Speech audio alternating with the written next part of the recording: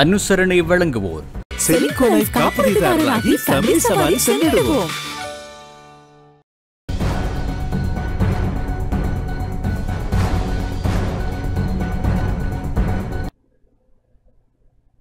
வணக்கம். டாண்டம் லொலியின் இரவு நேர பிரதான செய்தி அறிக்கைகளுடன் இணைந்திருக்கின்றோம். செய்திகள் வாசிக்கும் நான் ரவீந்திரன் நிர்மல். முதலில் தலைப்புச் செய்திகள்.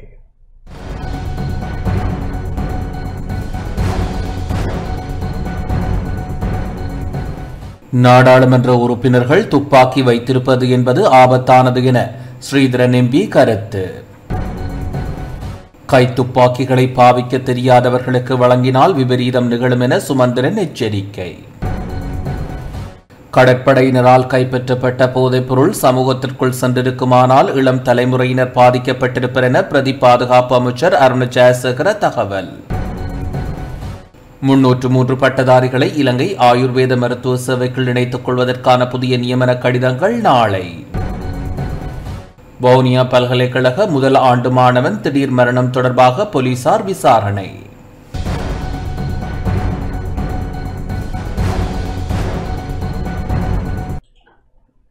தொடர்வது முதன்மை செய்தி.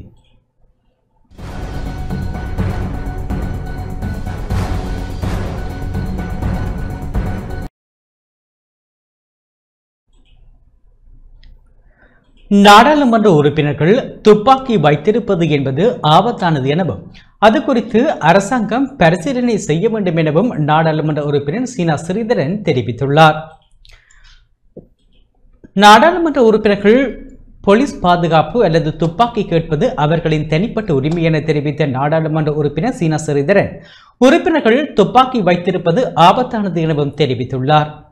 எதிர்க்கட்சி நாடாளுமன்ற உறுப்பினர்கள் கைத்துப்பாக்கி கோரியமை தொடர்பாக அவரிடம் ஊடகவியலாளர்கள் எழுப்பிய கேள்விக்கு அவர் இவ்வாறு தெரிவித்தார். அவர்களுக்கான துப்பாக்கி என்றால் அதற்குரிய பயிற்சிகள் வழங்கப்பட வேண்டும். துப்பாக்கிகளை வைத்திருப்பது எவ்வளவு பாதுகாப்பானது என்பதும் ஆராயப்பட வேண்டும். ஏற்கனவே 2 பாராளுமன்ற உறுப்பினர்கள் தங்களுக்குள் சுடுபட்ட வரலாறும் இலங்கையிலே உண்டு. துப்பாக்கிகள் வைத்திருப்பது என்பது மிக ஆபத்தான விடயம். அதே நேரம் உறுப்பினர்கள் அவற்றை கேட்டால் அது பற்றி அரசாங்கம் பரிசீலிப்பது அரசாங்கத்தினுடைய பொறுப்பு. ஆனால் அவர்களுக்கான போலீஸ் பாதுகாப்பை அவர்கள் கூறுகிற பொழுது மக்களுடைய பிரதிநிதிகளுக்கு வழங்க வேண்டிய கடமை அவர்களுக்குரியது. இதுவரை தனிப்பட்ட ரீதியாக எனக்கான ஆயுத பாதுகாப்பையோ ஆயுதம் தர வேண்டும் என்பதை நான் கூறவில்லை. அதுக்கான தேவையும் எனக்கு எழவில்லை. ஏற்கனவே எனக்கு அந்த ஆயுதம் ஒன்றை தருகிற பொழுது போலீஸ் தலைமையகத்திலே சொல்லியிருந்தார்கள், உங்களுக்கு பயிற்சி தேவையில்லை தானே, நீங்கள் வச்சிருங்கள் என்று சொன்னவர்கள். ஆகவே திரும்ப எனக்கு ஆயுதம் தந்தாலும் பயிற்சி தேவையில்லை, என்னால் ஆயுதத்தை தந்தால் வைத்திருக்க முடியும். நாடாளுமன்ற உறுப்பினர்கள் கைத்துப்பாக்கி கோரியமை தொடர்பாக சுமந்திரனிடம் ஊடகவியலாளர்கள் கேள்வி எழுப்பியிருந்தனர். இதற்கு பதிலளித்த சுமந்திரன் கைத்துப்பாக்கிகளை பாவிக்க தெரியாதவர்களுக்கு வழங்கினால் விபரீதம் நிகழும் எனவும் இது தொடர்பில் எதுவும் கூற முடியாது என்றார். அது மிக அபாயகரமான ஒரு விஷயம். அது பாவிக்க தெரியாதவர்களோட கையில் அதை கொடுத்தா என்ன செய்வார்களோ தெரியாது.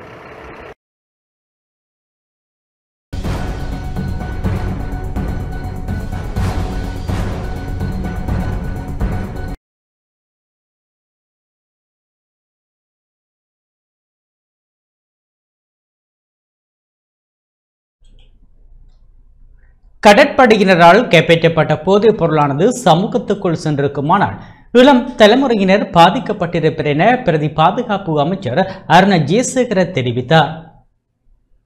கடற்படையினரால் கைப்பற்றப்பட்ட சுமார் 500 கோடி பெறுமதியான ஐஸ் மற்றும் ஹெரோயின் போதைப் பொருளானது சமூகத்துக்குள் சென்றிருக்குமானால் எமது இளம் தலைமுறையினர் நாட்டு மக்கள் பாதிக்கப்படுவதோடு நாட்டின் பொருளாதாரம் மற்றும் சுகாதாரத்துறைக்கு ஏற்படும் பாதிப்பு குறித்து கணக்கிட முடியாது என பிரதி பாதுகாப்பு அமைச்சர் அருண் ஜெயசேகர தெரிவித்தார்.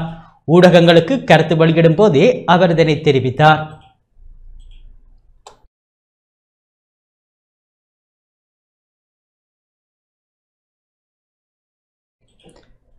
இலங்கைக்கு மேற்கே ஆழ்கடல் பகுதியில் வைத்து இலங்கை கடற்படையினரால் முன்னெடுக்கப்பட்ட விசேட சுற்றிவளைப்பு நடவடிக்கையின் போது பல நாள் மீன்பிடி படகில் இருந்த பெரும் தொகையான போதைப் பொருட்கள் கைப்பற்றப்பட்டுள்ளன.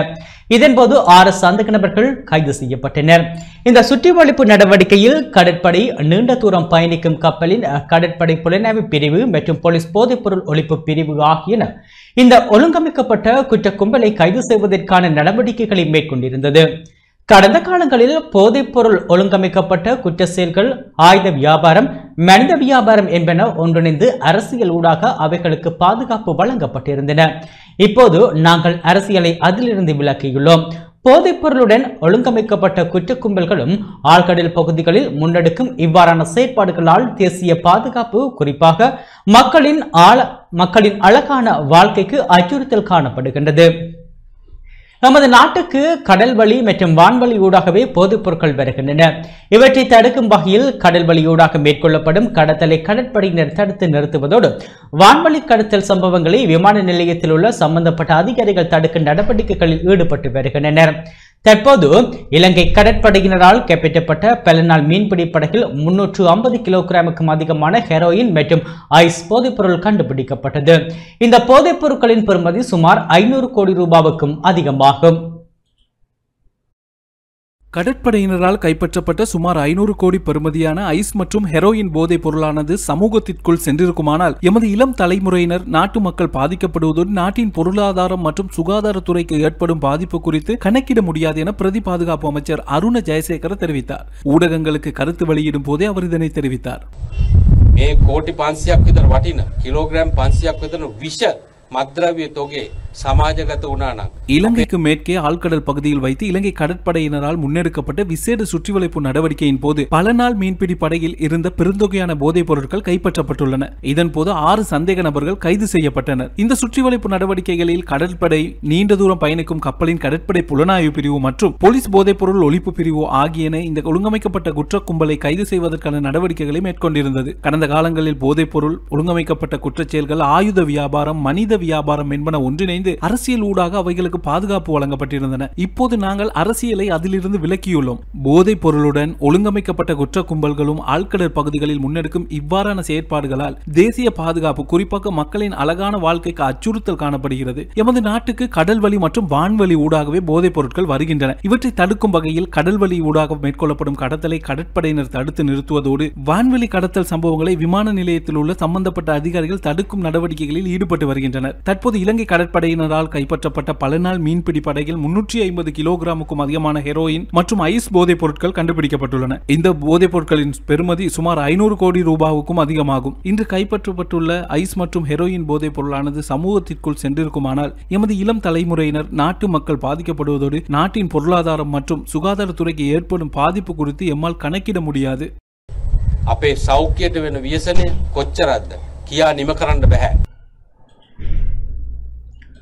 சமூக சுகாதார வைத்திய அதிகாரிகள் உட்பட 303 பட்டதாரிகளை இலங்கை ஆயுர்வேத மருத்துவ சேவைக்குள் இணைத்துக் கொள்வதற்கான புதிய நியமன கடிதங்கள் நாளை வழங்கப்பட உள்ளன.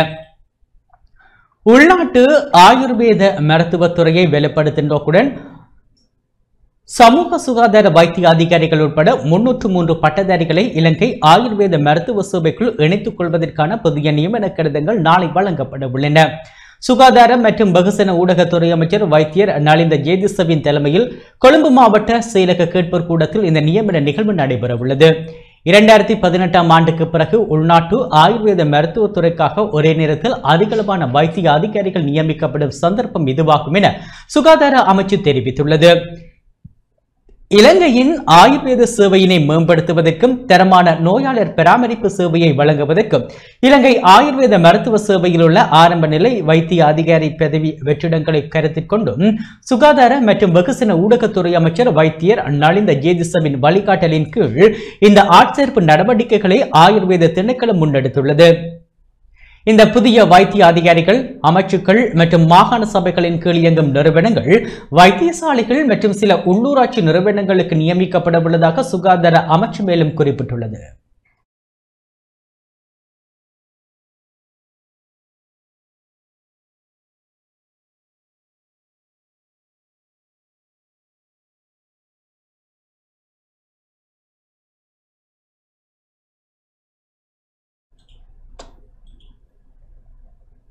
நுவரெலியாவில் அதிக விலைக்கு குடிநீர் போத்தலை விற்பனை செய்த வர்த்தக நிறுவனத்துக்கு அபராதம் விதிக்கப்பட்டுள்ளது. நிர்ணயிக்கப்பட்டுள்ள சில்லறை விலையை விட அதிக விலைக்கு குடிநீர் போத்தல்களை விற்பனை செய்ததாக கூறப்பட்ட வர்த்தக நிறுவனத்துக்கு 5 லட்சம் ரூபாய் அபராதம் செலுத்துமாறு நுவரெலியா மாவட்ட நீதிமன்றம் உத்தரவிட்டுள்ளது. நுவரெலியா நுகர்வோர் விவகார அதிகார சபையின் தலைமை புலனாய்வு அதிகாரி அமில ரத்நாயக்க இது தொடர்பில் கருத்து தெரிவித்ததாவது, குடிநீர் போத்தல்கள், அரிசி போன்ற பொருட்களை அதிக விலையில் விற்பனை செய்த 8 பேருக்கு எதிராக நுவரெலியா மாவட்ட நீதவான் நீதிமன்றத்தில் வழக்குகள் தொடரப்பட்டுள்ளது.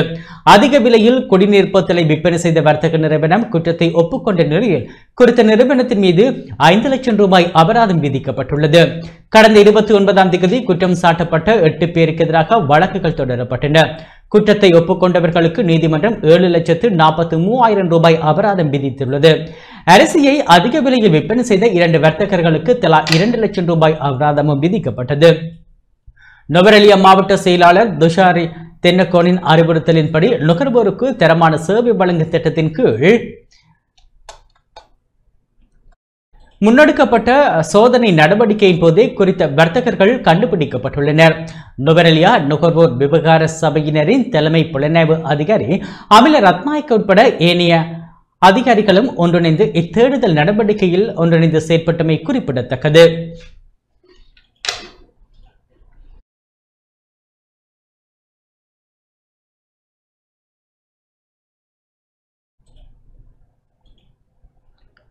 சுற்றுச்சூழலுக்கு ஏற்படும் எந்த ஒரு பாதிப்பு குறித்தும் தகவல்களை வழங்க புதிய விசேட தொலைபேசி இலக்கம் அறிமுகப்படுத்தப்பட்டுள்ளது. இலங்கையின் வனப்பகுதிகள் அல்லது சுற்றுச்சூழலுக்கு ஏற்படும் எந்த ஒரு பாதிப்பு குறித்தும் தகவல்களை வழங்க புதிய விசேட தொலைபேசி இலக்கம் அறிமுகப்படுத்தப்பட்டுள்ளது. நாளை முதல் அமலாகும் வகையில் இந்த புதிய தொலைபேசி இலக்கம் அறிமுகப்படுத்தப்பட்டுள்ளது.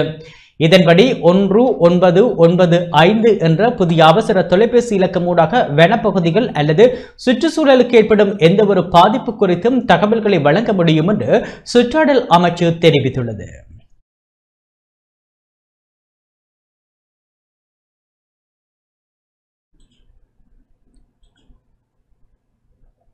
இலங்கைக்கு கடல் வழியாக கடத்துவதற்கு தனுஷ்கோடி அருகே வாகனத்தில் எடுத்து செல்லப்பட்டு 720 கொசு விரட்டும் பத்தி பாக்கெட்டுகள் பறிமுதல் செய்யப்பட்டுள்ளன. இலங்கைக்கு கடல் வழியாக கடத்துவதற்கு தமிழ்நாடு தனுஷ்கோடி அடுத்த சேரான்கோட்டை கடற்கரை பகுதி வாகனத்தில் எடுத்து செல்லப்பட்டு 720 கொசு விரட்டும் பக்தி பாக்கெட்டுகள் பறிமுதல் செய்யப்பட்டுள்ளதுடன் 2 கியூ பிரிவு போலீசாரால் கைது செய்யப்பட்டுள்ளனர்.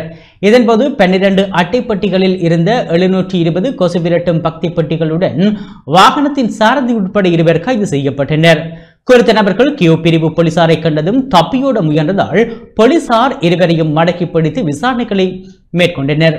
பறிமுதல் செய்யப்பட்ட 12 அட்டைப்பட்டிகளில் இருந்த கொசு விரட்டும் பக்தி சரக்கு வாகனம் என்பவற்றை கியூ பிரிவு போலீசார் ராமேஸ்வரம் போலீசாரிடம் ஒப்படைத்துள்ளமை குறிப்பிடத்தக்கது.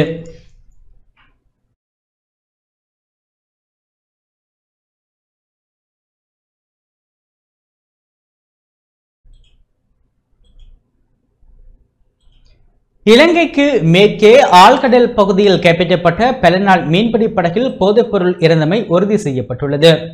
இலங்கைக்கு மேற்கே ஆழ்கடல் பகுதியில் வைத்து இலங்கை கடற்படையினரால் கைப்பற்றப்பட்ட பல நாள் மீன்பிடி படகில் போதைப்பொருள் இருந்தமை உறுதி செய்யப்பட்டுள்ளது. இன்று காலை திக்கோபிட்ட மீன்பிடி துறைமுகத்துக்கு குறித்த படகு கொண்டு வரப்பட்டது. இந்நிலையில் அதில் இருந்த சந்தேகத்துக்கிடமாக இருந்த பொருட்கள் சோதனைக்குட்படுத்தப்பட்ட நிலையில் ஹெரோயின் மற்றும் ஐஸ் ரக போதைப்பொருள் இருப்பது உறுதி செய்யப்பட்டுள்ளதாக கடற்படை ஊடக பிரிவு தெரிவித்துள்ளது. போதைப்பொருள் கடத்தப்பட்டதாக சந்தேகிக்கப்பட்ட பல நாள் மீன்பிடி படகு ஒன்று நேற்று கடற்படையினரால் நடத்தப்பட்ட விசேட நடவடிக்கையின் போது கைப்பற்றப்பட்டது. இலங்கை கடற்படை அதிகாரிகள் கடற்படைக்கு சொந்தமான நீண்ட தூரம் செல்லக்கூடிய கப்பல்களை பயன்படுத்தி குறித்த படகை நெருங்கினர். பின்னர் பல நாள் படகை தமது கட்டுப்பாட்டுக்குள் எடுத்த கடற்படையினர் படகில் இருந்த 6 சந்தேக நபர்களையும் கைது செய்தனர்.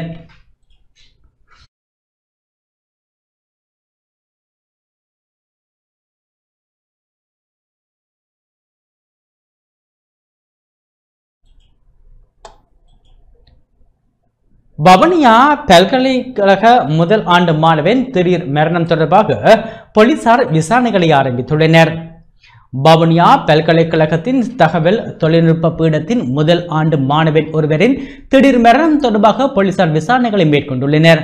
அனுராதபுரம் பகுதியைச் சேர்ந்த 23 வயதான இளைஞரே கடந்த 31ஆம் தேதி இரவு மரணமாகியுள்ளார். உயிரிழந்த இளைஞரின் உடல் பிரேத பரிசோதனைக்காக வவுனியா பொது வைத்தியசாலையில் வைக்கப்பட்டுள்ளது. மேலும் மரணத்துக்கான சரியான காரணம் பிரேத பரிசோதனைக்கு பிந்திய விசாரணைகளில் வெளிப்படும் என போலீசார் தெரிவித்தனர். சம்பவம் தொடர்பான மேலதிக விசாரணைகளை பூவரசன்குளம் போலீசார் முன்னெடுத்துள்ளனர்.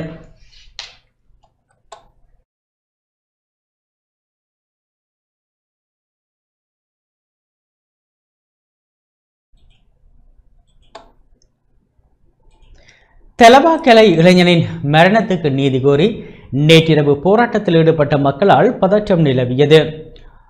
பொலோரோ வகை லொரியொன்றினால் மோதி இழுத்து செல்லப்பட்டு ஆபத்தான நிலையில் நுவரெலியா மாவட்ட வைத்தியசாலையில் சிகிச்சை பெற்று வந்த இளைஞன் உயிரிழந்ததை தொடர்ந்து தெலவாக்கலை நகரில் பெரும் பதற்ற நிலைமை ஏற்பட்டது. உயிரிழந்த இளைஞனின் சடலம் நேற்றிரவு அவரது இல்லத்துக்கு கொண்டு வரப்பட்ட போதே இவ்வாறான பதற்ற நிலைமை ஏற்பட்டது. இளைஞரின் உயிரிழப்புக்கு நீதி கோரிய தெலவாக்கலை பகுதியில் உள்ள சுமார் 100க்கும் மேற்பட்ட இளைஞர்கள் ஒன்றிணைந்து ஆர்ப்பாட்டத்தில் ஈடுபட்டனர். தெலவாக்கலை நகரில் தீபாவளி தினத்தன்று அதிகாலை வேளையில் தெலவாக்கலை நகர மத்தியில் பட்டாசுகளை கொளுத்திக் கொண்டிருந்த போது குறித்த லொரியினால் மோதி இழுத்து செல்லப்பட்டார். இதனை அடுத்து காயமடைந்த நிலையில் குறித்த இளைஞர் நுவரெலியா பொது வைத்தியசாலையில் அனுமதிக்கப்பட்டு சிகிச்சை பெற்று வந்த நிலையில் சிகிச்சை பலனின்றி வெள்ளிக்கிழமை உயிரிழந்தார். குறித்த இளைஞனின் சடலம் நேற்றிரவு அவரது உறவினர்களிடம் கையளிக்கப்பட்டு அவரது வீட்டுக்கு கொண்டு வரும் வழியில் தெலவாக்கலை நகரில் விபத்து சம்பவித்த இடத்தை வந்தடைந்த போது பிரதான வீதியை மறுத்து ஆணிதிரண்ட மக்கள் குறித்த இளைஞனின் மரணத்துக்கு நீதி கோரி போராட்டத்தில் ஈடுபட்டனர். இதன்போது ஒரு மணித்தியாலம் வரை வாகன போக்குவரத்துக்கு இடையூறு ஏற்பட்டதுடன் சம்பவ இடத்துக்கு தெலவாக்கலை போலீசார் விரைந்து நிலைமையை கட்டுப்பாட்டுக்குள் கொண்டு வந்தனர். கைது செய்யப்பட்டு பிணையில் விடுவிக்கப்பட்ட சாரதியை மீண்டும் கைது செய்யுமாறு ஆர்ப்பாட்டக்காரர்கள் போலீசாரிடம் கோரியுள்ளனர். போலீசார் உறுதியளித்ததை அடுத்து சுமூக நிலைமை ஏற்பட்டதமை குறிப்பிடத்தக்கது.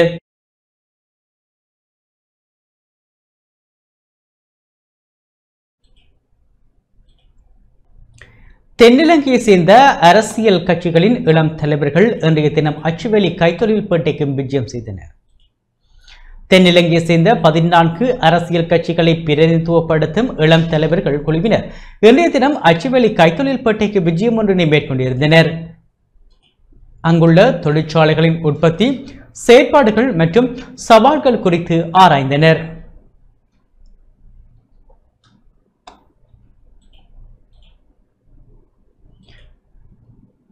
யாழ் வந்துள்ள தென்னிலங்கையை சேர்ந்த அரசியல் கட்சிகளின் இளம் தலைவர்கள் இன்றைய தினம் யாழ்ப்பாணம் பொது நூலகத்தை பார்வையிட்டனர். வடக்கு மாகாண மக்கள் எதிர்நோக்கும் பிரச்சினைகள் தொடர்பில் கள விஜயம் மேற்கொண்டுள்ள குறித்த குழுவினருடன் யாழ் மாவட்டத்தை சேர்ந்த அரசியல் கட்சிகளின் பிரதிநிதிகளும் பங்கேற்றிருந்ததுடன் நூலகத்தின் வரலாறு தொடர்பாகவும் எடுத்து கூறியிருந்தனர்.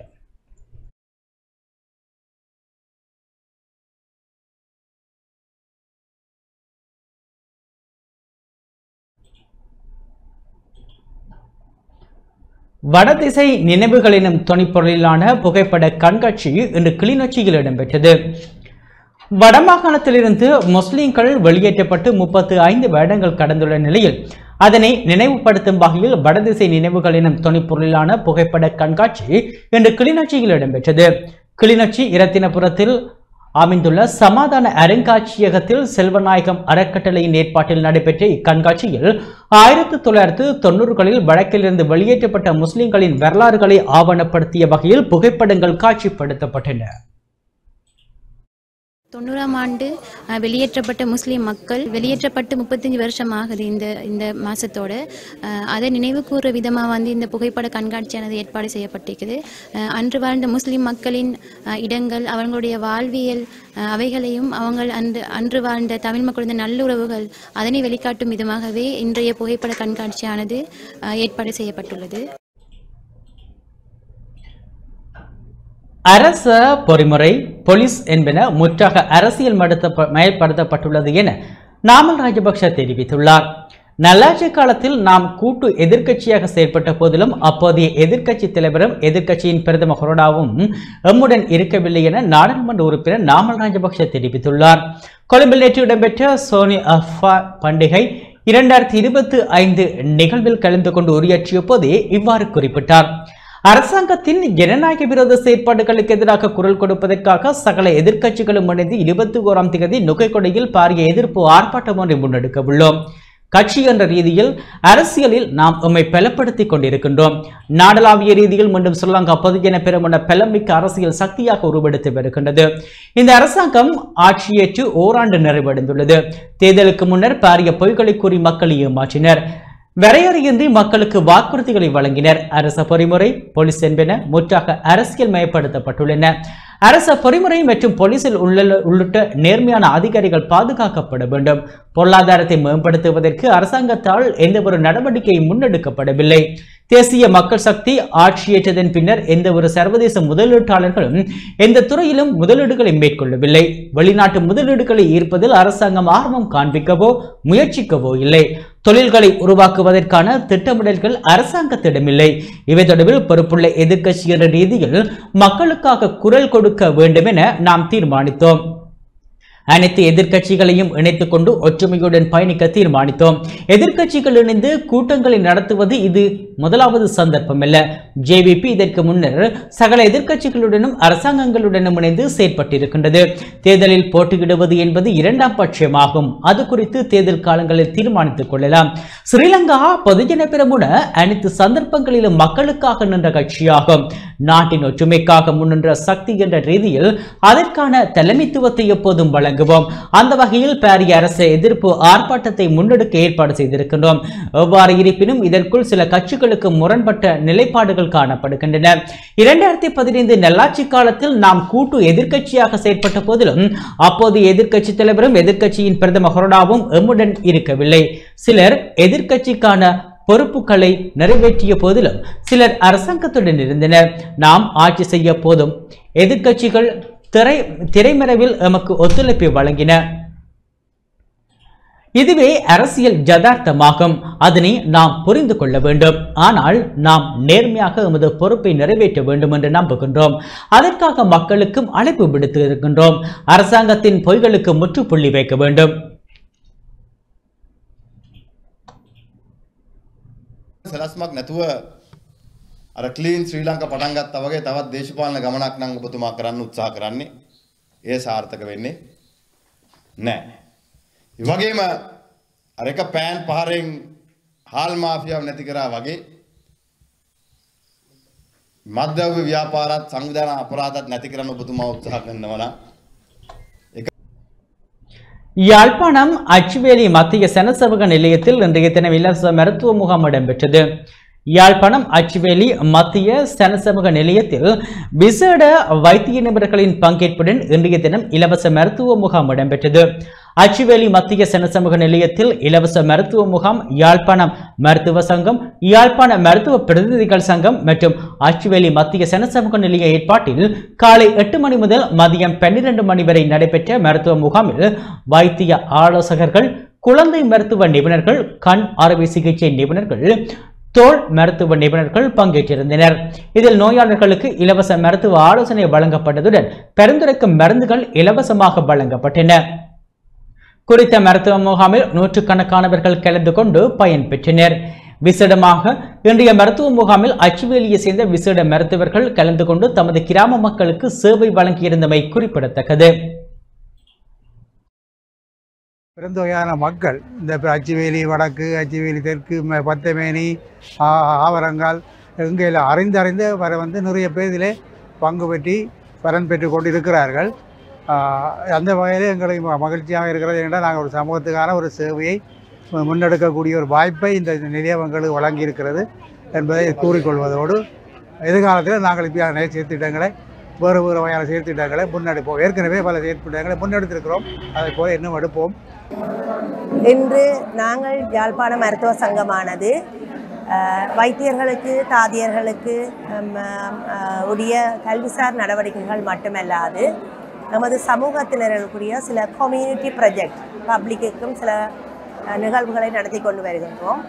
அந்த வகையில் நாங்கள் கிரீன் ப்ராஜெக்ட் என்று சொல்லப்படுகின்ற மரம் நடுகை, ரோட் டிராஃபிக் ஆக்சிடென்ட்களுடைய விழிப்புணர்வுகள், அதற்குரிய முதலுதவிகள் போன்ற நடவடிக்கைகளை, விழிப்புணர்வுகளை ஏற்படுத்தும் நடவடிக்கைகளை யாழ்ப்பாணத்தில் நடத்தி கொண்டு வருகின்றோம்.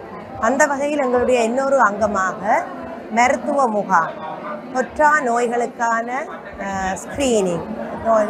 ஸ்கிரீனிங்கும் மற்றும் விசேட வைத்திய நிபுணர்களுடைய அறிவுறுத்தல்களை பெற்றுக்கொள்வதற்காகவும் பல இடங்களுக்கும் மருத்துவ முகாம்களை நடத்தி கொண்டு வருகின்றோம். இவ்வாறான தொற்றா நோய்களையும் அனைத்து நோய்களையும் பற்றிய விழிப்புணர்வு மக்களுக்கு வர வேண்டும் என்பதற்காகத்தான் நாங்கள் இவ்வாறான நிகழ்ச்சிகளை நடத்தி கொண்டிருக்கின்றோம்.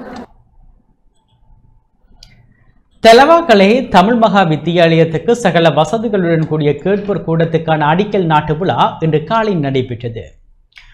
நுவரெலியா கல்வி வலயத்துக்குட்பட்ட தெலவாக்கலை தமிழ் மகா வித்தியாலயத்துக்கு சகல வசதிகளுடன் கூடிய கேட்போர் கூடம் ஒன்று நிர்மாணிப்பதற்கான அடிக்கல் நாட்டு விழா பாடசாலை அதிபர் ராகினி தலைமையில் இன்று காலை நடைபெற்றது. மேல் கொத்மலை நீர்மின் திட்டத்தின் போது பாடசாலை கட்டிடங்கள் நிர்மாணிக்கப்பட்டு கொடுக்கப்பட்ட போதிலும் கேட்போர் கூடத்தை நிர்மாணிக்காது கைவிடப்பட்டிருந்தது. இதனையடுத்து மேல் கொத்மலை நீர்மின் திட்டம் இலங்கை மின்சார சபைக்கு எதிராக பாடசாலை அபிவிருத்தி சங்கத்தின் முன்னாள் செயலாளர் பாலமுரளி உள்ளிட்ட சங்கத்தின் 4 உறுப்பினர்கள் இணைந்து வழக்கு தாக்கல் செய்திருந்தனர். இலங்கை மின்சார சபை தெலவாக்கலை தமிழ் மகா வித்தியாலயத்துக்கான அனைத்து வசதிகளுடன் கூடிய கேட்போர் கூடத்தை அமைத்துக் கொடுக்க வேண்டும் என நுவரெலியா மாவட்ட நீதிமன்றத்தினால் தீர்ப்பு வழங்கப்பட்டதனைத் தொடர்ந்து 27 கோடி ரூபாய் செலவில் கேட்போர் கூடத்தை நிர்மாணிக்க இலங்கை மின்சார சபை நடவடிக்கை எடுத்துள்ளது. இதனையடுத்து அதற்கான அடிக்கல் நாட்டு விழா இன்று ஏற்பாடு செய்யப்பட்டிருந்தது. இந்த நிகழ்வில் பிரதம அதிதியாக ஹேட்டன் நீதிவான் நீதிமன்ற நீதிபதி பீட்டர் போல் கலந்து கொண்டார். இதன்போது பாடசாலையின் முன்னாள் அதிபர், ஆசிரியர்கள், பாடசாலை அபிவிருத்தி சங்கத்தின் முன்னாள் உறுப்பினர்கள், பழைய மாணவர் சங்க உறுப்பினர்கள், பெற்றோர், மாணவர்கள், ஆசிரியர்கள் என பலரும் கலந்து கொண்டனர்.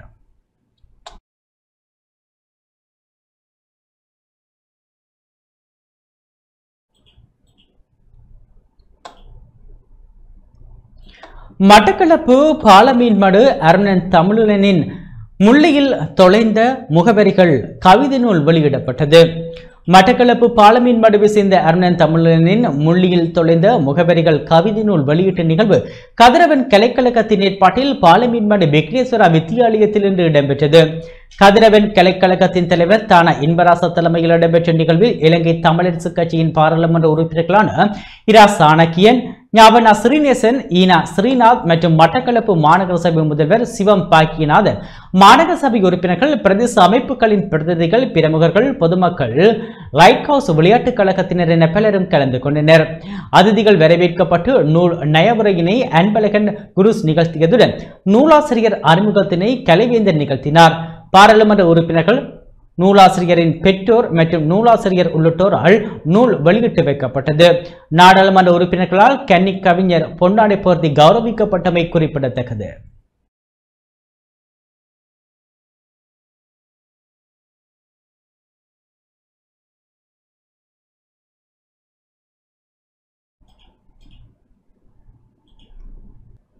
நவரெலியா சீதா எலிய சீதியம்மன் ஆலயத்தின் 6 உண்டியல்களை உடைத்து பணம் திருடப்பட்டுள்ளது. நவரெலியா போலீஸ் பிரிவுக்குட்பட்ட வரலாற்று சிறப்புமிக்க நவரெலியா சீதா எலிய சீதை அம்மன் ஆலயத்தின் 6 உண்டியல்களை உடைத்து பணம் திருடப்பட்ட சம்பவம் ஒன்று நேற்றிரவு இடம்பெற்றுள்ளது. இச்சம்பவம் தொடர்பில் ஆலய நிர்வாகத்தினர் போலீசில் செய்த முறைப்பாட்டை அடுத்து களத்துக்கு விஜயம் செய்த போலீசார் விசாரணைகளை முன்னெடுத்துள்ளனர். இதன்படி நுவரெலியா சீதா எலிய சீதையம்மன் ஆலயத்தின் பின் கதவு வழியாக உள்நுழைந்த திருடர்கள் 6 உண்டியலை உடைத்து அதிலிருந்த பணத்தை திருடியுள்ளனர். இதில் திருடப்பட்ட 3 உண்டியல்களை உடைத்து பணத்தை எடுத்து சென்று ஆலயத்தின் பின்புறத்தில் உள்ள கங்கையில் வீசி சென்றுள்ளதாக தெரிய வருகின்றது. அதுடன் ஆலயத்தில் உள்நுழைந்த திருடர்கள் ஆலய பிரதான காரியாலயத்தில் முழு ஆலய வளாகத்தை கண்காணிக்கும் சிசிடிவி கேமராவின் முழு இணைப்பையும் துண்டித்து சிசிடிவி காணொலிகளை சேமிக்கும் செய்யும் பதிவு கருவிகளையும் பெறுமதியான கையெடுக்க தொலைபேசி ஒன்றினையும் திருடி சென்றுள்ளனர். தொடர்ந்து ஸ்தலத்துக்கு விரைந்த நுவரெலியா தடயவியல் போலீசார் கைரேகைகளை பதிவு செய்து ஆலயத்தின் அருகிலுள்ள வர்த்தக நிலையங்களில் பொருத்தப்பட்டிருக்கும் சிசிடிவி கண்காணிப்பு கேமரா பதிவுகளை மேற்கொண்டும் மோப்பனாயின் உதவியுடன் விசாரணைகளை மேற்கொண்டு வருகின்றனர். சந்தேக நபர்கள் ஆலயத்தில் உண்டியல்களை உடைத்து அதிலிருந்த பெரும் தொகை பணத்தினை திருடி சென்றுள்ளதாகவும் அவை இன்னும் கணக்கெடுக்கப்படவில்லை எனவும் போலீசாரின் ஆரம்ப கட்ட விசாரணைகளில் தெரிய வந்துள்ளது. சம்பவம் தொடர்பில் இதுவரை யாரும் கைது செய்யப்படவில்லை என தெரிவித்த நுவரெலியா போலீசார் மேலதிக விசாரணைகளை தடயவியல் போலீசாரின் உதவியுடன் மேற்கொண்டுள்ளனர்.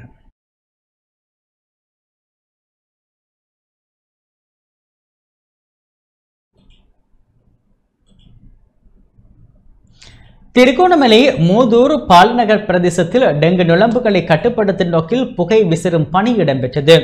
திருகோணமலை மூதூர் சுகாதார வைத்திய அதிகாரி பிரிவில் உள்ள பால்நகர் பிரதேசத்தில் இந்த டெங்கு நோய் பரவுவதை தடுப்பதற்கான புகை விசிறும் செயற்பாடு முன்னெடுக்கப்பட்டது.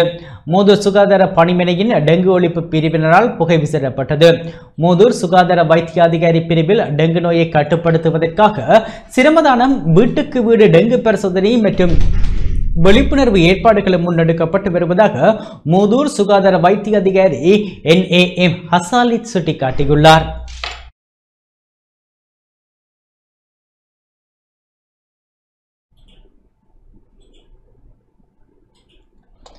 மட்டக்களப்பு காத்தான்குடியில் 3 மாணவர்களுக்கு மூக்கு கண்ணாடிகள் வழங்கப்பட்டன. மட்டக்களப்பு காத்தான்குடி இளைஞர் வலுவூட்டலுக்கும் சமூக அபிவிருத்திக்குமான அமைப்பான ஜஸ்டோ அமைப்பின் ஏற்பாட்டில் மாணவர்களுக்கான இலவச மூக்கு கண்ணாடி வழங்கும் நிகழ்வு இன்று காத்தான்குடியில் நடைபெற்றது. காத்தான்குடியிலும் அதனை சூழவுள்ள கிராமங்களிலும் உள்ள தெரிவு செய்யப்பட்ட 100 மாணவர்களுக்கு மூக்கு கண்ணாடிகள் வழங்கப்பட்டன. பாடசாலை மாணவர்களுக்கு மூக்கு கண்ணாடி வழங்கும் வேலை திட்டம் 4வது வருடமாக முன்னெடுக்கப்பட்டது.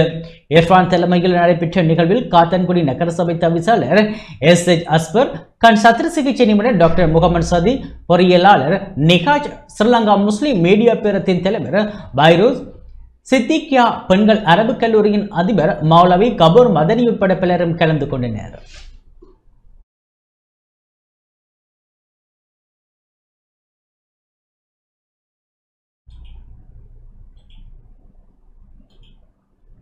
பதுளை கதகெட்டிய ஆரம்ப பாடசாலைக்கு நுழைந்த காட்டு யானைகளின் கூட்டம் சேதங்களை ஏற்படுத்தியுள்ளது.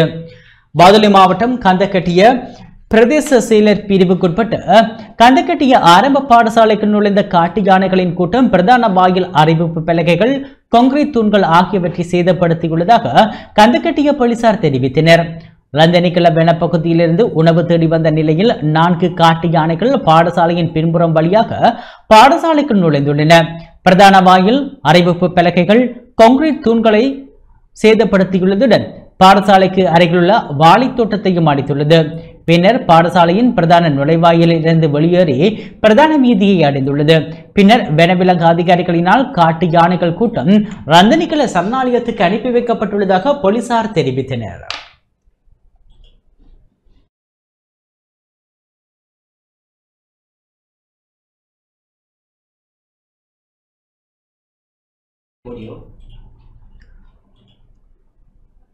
கழனிக்கங்கையில் தவறி வீழ்ந்த இளம்பெண் நீரில் மூழ்கி உயிரிழந்துள்ளார். முச்சக்கர வண்டியை கழுவுவதற்கு கழனிக்கங்கையில் வாளியில் நீர் அள்ளும்போது தவறி வீழ்ந்த இளம்பெண் நீரில் மூழ்கி உயிரிழந்த சம்பவம் நேற்று மாலை இடம்பெற்றுள்ளது. நுவரெலியா பொகவந்தலாவையில் உள்ள தேயிலை தொழிற்சாலை ஒன்றில் பணிபுரியும் 5 பேர் கொண்ட குழுவினர் கொழும்பு நோக்கி பயணிக்கும் வழியில் முச்சக்கர வண்டியை கழுவுவதற்காக கோகிலவத்தை பகுதியில் கழனிக்கங்கை அருகேயுள்ள வாகனங்களை கழுவு நிலையத்திற்கு சென்றுள்ளனர். அப்போது முச்சக்கர வண்டியை கழுவுவதற்காக ஆற்றில் இருந்து வாளியில் தண்ணீர் எடுக்க முற்பட்ட குறித்த இளம்பெண் எதிர்பாராத விதமாக ஆற்றுக்குள் தவறி வீழ்ந்ததாக கூறப்படுகின்றது. இதை பார்த்து அவருடைய 25 வயதுடைய காதலன் அவரை காப்பாற்றும் நோக்குடன் உடனடியாக ஆற்றுக்குள் குதித்துள்ளார். இருப்பினும் முயற்சி பலனளிக்கவில்லை என தெரிய வருகின்றது. இச்சம்பவம் குறித்து கோகிலவத்த போலீசார் மேலதிக விசாரணைகளை முன்னெடுத்து வருகின்றனர்.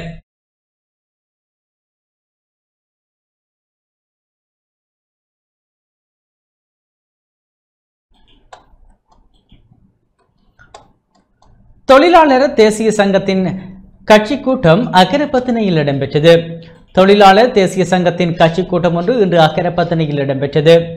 இதன்போது தோட்ட தொழிலாளர்களின் சம்பள உயர்வு மற்றும் அபிவிருத்தி திட்டங்கள் தொடர்பாக கலந்துரையாடப்பட்டது. கலந்துரையாடலில் அக்கரைப்பத்தினை பிரதேச சபை உறுப்பினர் தேவராஜ் சந்திரகுமார், லெந்துலை பிரதேச இணைப்பாளர் ராமசாமி ரூபன், ஹால்ப்ரோக் பகுதி அமைப்பாளர் கேதீஸ்வரன், அக்கிரப்பத்தனை அமைப்பாளர் ஓவர் சிங் உள்ளிட்ட பலரும் கலந்து கொண்டனர். இதன்போது தோட்ட கமிட்டி தலைவர், பிரதி சபை உறுப்பினர்கள், கட்சியின் உறுப்பினர்கள் உள்ளிட்ட பலரும் கலந்து கொண்டிருந்தமை குறிப்பிடத்தக்கது.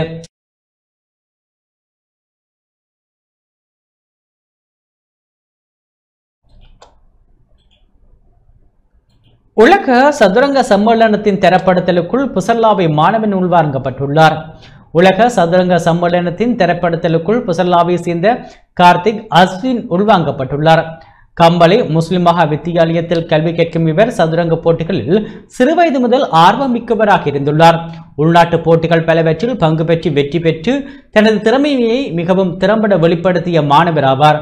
சதுரங்க போட்டி பயிற்றுவிப்பாளர்கள், ஆசிரியர்கள் உட்பட அனைவருக்கும் அஸ்வினின் குடும்பத்தின் சார்பில் நன்றி தெரிவிக்கப்பட்டுள்ளது.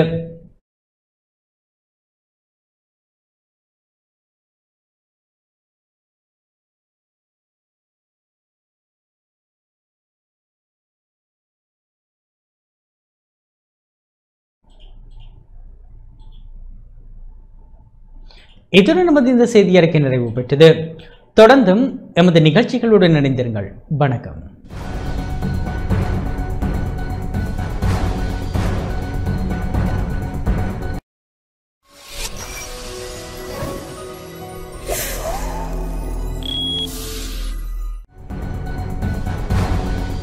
அனுசரணை வழங்கியோர் செலிகோ லைஃப் காப்பீட்டுதாரராகி ஃபேமிலி சவாரி சென்றிடுவோம்.